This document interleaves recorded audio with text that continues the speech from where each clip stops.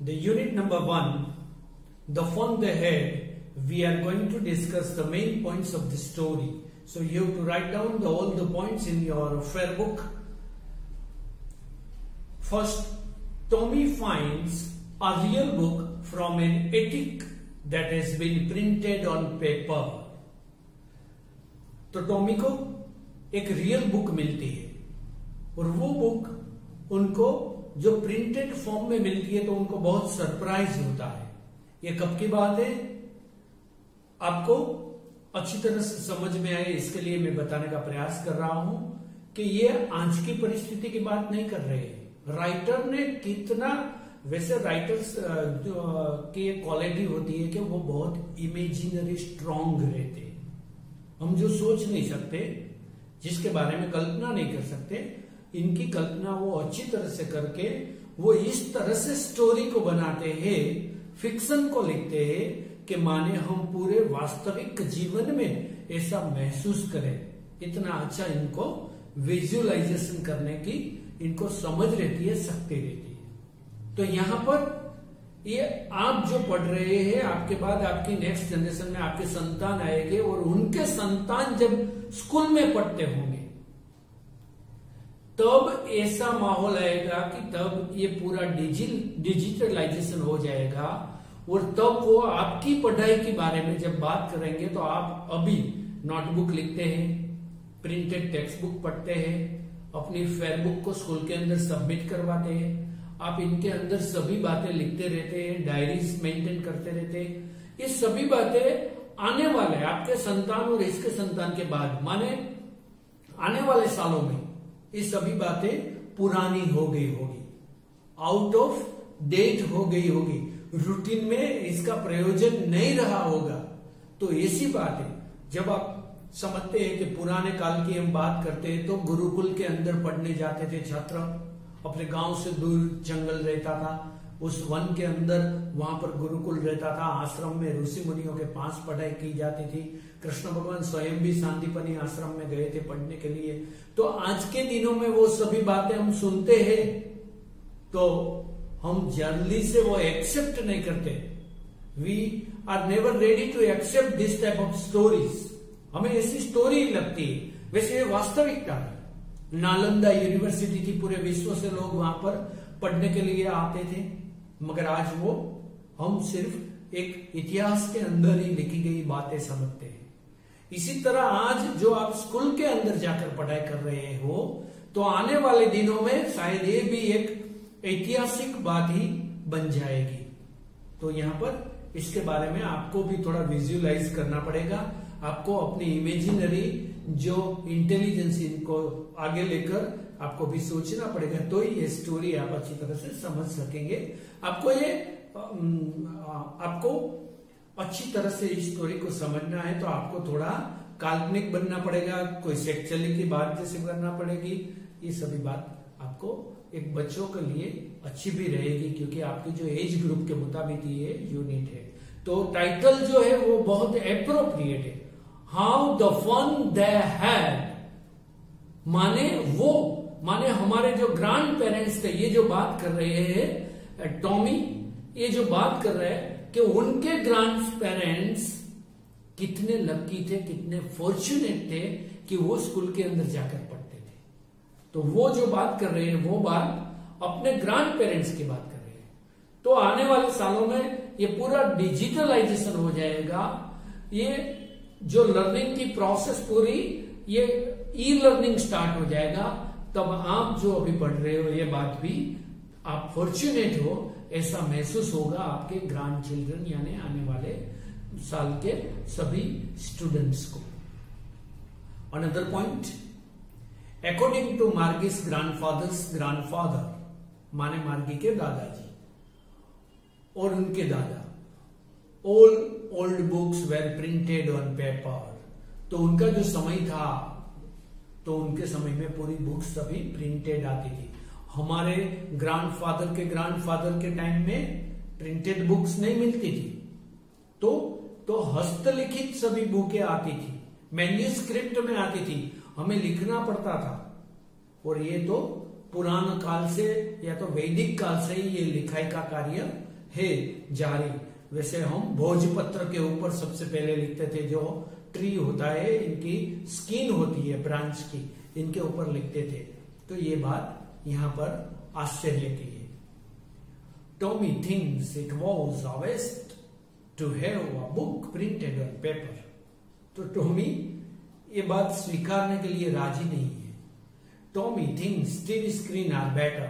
तो टॉमी कह रहा है कि टीवी स्क्रीन आर बेटर है, उसके ऊपर ही पढ़ाई होनी चाहिए, या प्रिंटेड बुक में नहीं होनी चाहिए।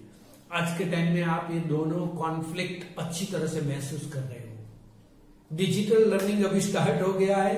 एक्चुअल में आप स्टूडेंट हो प्रिंटेड बुक के, और उसमें ही अच्छा रहता है आपको पढ़ने के लिए, मगर कभी नेट नहीं आता।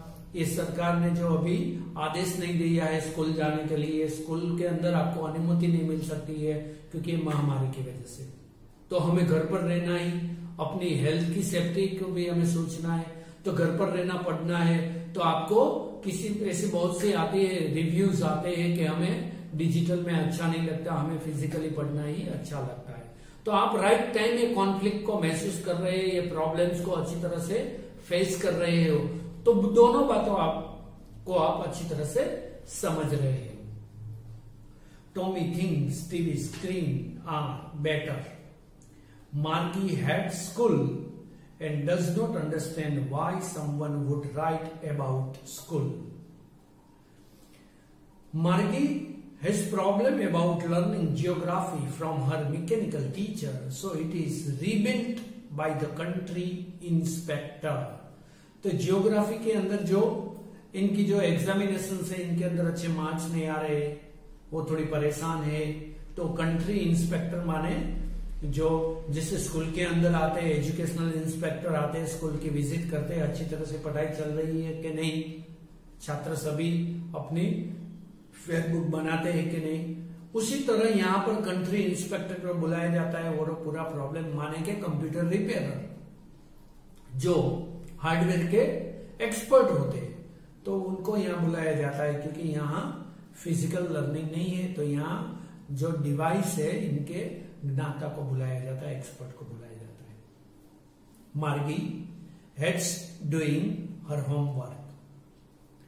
The country inspector says that Margie's progress is satisfactory.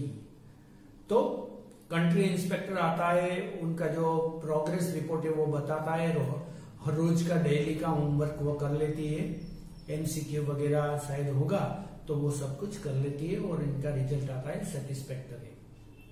Margie asks Tommy why anybody would write about a school. Tommy replies that it existed centuries ago. तो मार्गी टॉमी को पूछ रहा है कि सभी स्कूल की बातें, ये सभी वो उनको अभी डाइजेस्ट नहीं हो रही है। She is not ready to accept all the ideas. तो वो कह रहे हैं कि अभी की बात नहीं है, ये centuries ago, सदियों पहले की बात है। 10th point. Margie is surprised to know that back in the olden days, a ring man used to be the teacher. It means a real man used to be the teacher. उनको आश्चर्य हो रहा है कि पुराने काल में real man था, वो पढ़ा रहा था, वो टीचर के रूप में था।